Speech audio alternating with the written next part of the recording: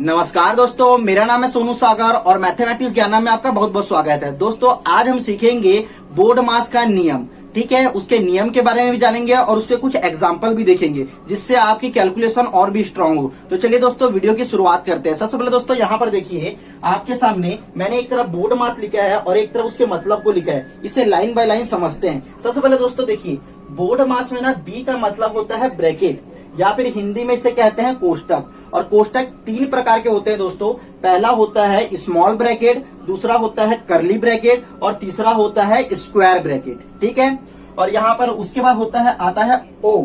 इस ओ का मतलब दो होता है। क्या होता है इस मतलब? देखो, पहला मतलब इसका होता है ऑर्डर। ऑर्डर मतलब हिंदी में इसे घात कहते हैं या फिर घातांक। जैसे आपको एक्स स्क्वायर दिखे या फिर एक्स क्यूब दिखे, एक्स की पावर 4 दिखे, तो इस ऑर्डर का मतलब यहाँ पर पावर से है। ठीक है ना। और इसका दूसरा मतलब होता है ऑफ। इस ऑफ का मतलब दोस्तों होता है मल्टीप्लीकेशन। ये ऑफ आपको जनरली कहाँ दिखेंगे? ये ऑफ आपको ना, जैसे आप परसेंटेज वगैरह निकालते हो ना, तो वहां पर इसका मतलब दिखेगा। इसे भी हम आगे अच्छे से और समझेंगे। ठीक है, उसके बाद आता है डी।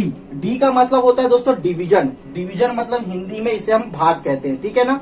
उसके बाद आता है एम। इस एम का मतलब होता है मल्टीप्लीकेशन या फिर हिंदी में इसे हम क्या कहते हैं? गुणा। ठीक है। उसके बाद आता है ए।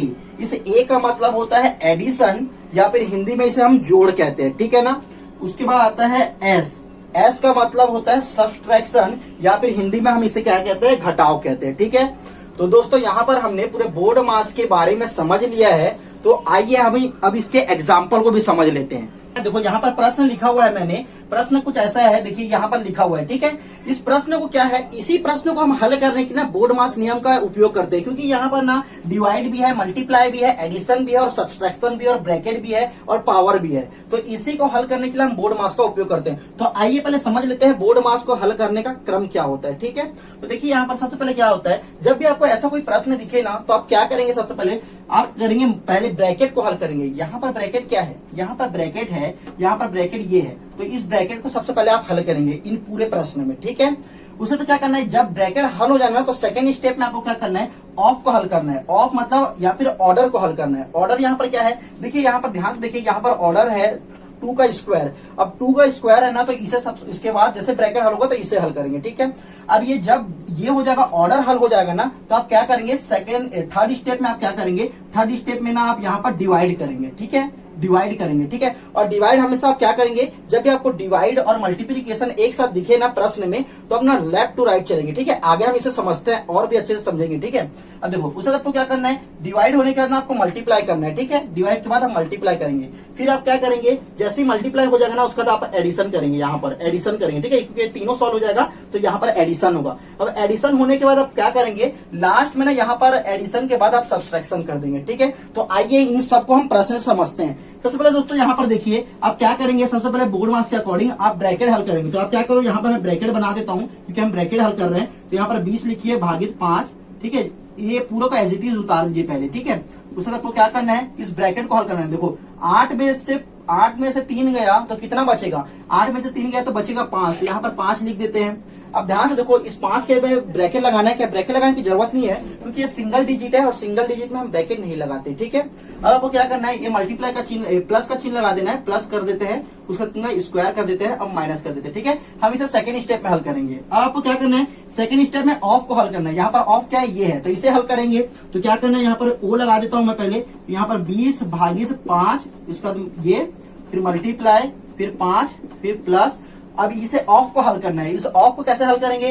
देखो यहाँ पर 2 का स्क्वायर है, तो 2 का स्क्वायर कितना होता है? 4। तो यहाँ पर 4 लिख दीजिए, उसका यहाँ पर लगा दीजिए -1। ठीक है, -1। अब आपको क्या करना है? आपको कुछ नहीं करना है। थर्ड स्टेप में आपको क्या करना है?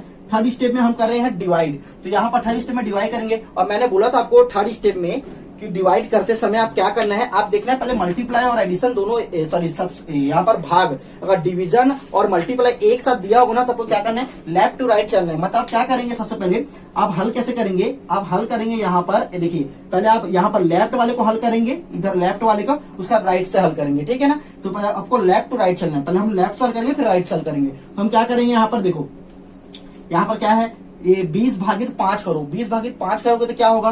देखो 20 भागित 5 करोगे ना आप, तो यहाँ पर आएगा इसका 4। ठीक है, 4, उसका मल्टीप्लाई, उसका यहाँ पर 5, उसका यहाँ पर प्लस, उसका यहाँ 4, उसका तो माइनस। ठीक है, ये हल कैसे हुआ? देखो यहाँ पर ये सिंपल सा हल हुआ, ये 20 था, ये इधर यहाँ पर 5 था। ठीक है, 5 था तो हमने यहाँ पर कितने बार पढ़ा? 4 बार पढ़ा, 5 का पढ़ा, तो ये कुछ ऐसा हल हुआ है। ठीक है, तो यहाँ पर ये ऐसा हल हुआ है। ठीक है, तो उसका आपको क्या करना है दोस्तों, देखो ये सॉल्व होने के बाद ना यहाँ पर भाग भी हो गया। अब आपको क्या करना है, फोर्थ स्टेप में आपको क्या करना है, मल्टीप्लाई करना है। ठीक है ना, फोर्थ स्टेप में मल्टीप्लाई करना है। और मल्टीप्लाई करते समय ध्यान देना, मल्टीप्लाई कैसे करना है आपको, देखो ये 4 को 5 से मल्टीप्लाई करना है। तो कैसे करेंगे इसे, यहाँ पर हो जाएगा 20, 4 का पारा 5 बार पढ़ोगे तो 20 आएगा ना, तो यहाँ पर 20, उसका ये प्लस का चिन्ह यहाँ पर प्लस लगा दो, उसका यहाँ पर 4 के 4 उतार दो, उसका यहाँ पर ये माइनस लगा, यहाँ पर माइनस लगा के 1 लिखा दो, एज इट इज उतार देना है। ठीक है, आइए हम इसे इधर समझते हैं। स्टेप में आपको क्या करना है, एडिशन करना है। तो हम क्या करेंगे, यहाँ पर लिख देते हैं इसे।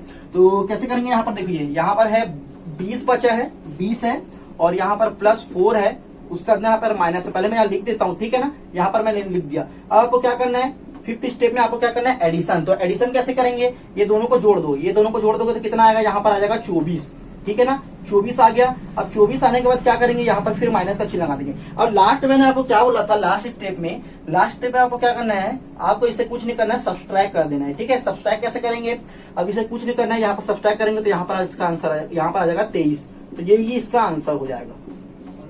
ठीक है, तो स्क्रीनशॉट ले सकते हैं दोस्तों। ठीक है, स्क्रीनशॉट ले लीजिए इसका। ठीक है, तो उम्मीद करता हूं दोस्तों आज का वीडियो आपको समझ आया होगा। अगर इस वीडियो से रिलेटेड किसी प्रकार का डाउट होगा तो प्लीज मुझे कमेंट सेक्शन में बताइएगा। तो मिलते हैं नेक्स्ट वीडियो में। अगर वीडियो पसंद आया तो प्लीज वीडियो को लाइक कर दीजिए और हमारे चैनल को सब्सक्राइब कर दिए। मिलते हैं नेक्स्ट वीडियो में, तब तक के लिए जय हिंद, जय भारत।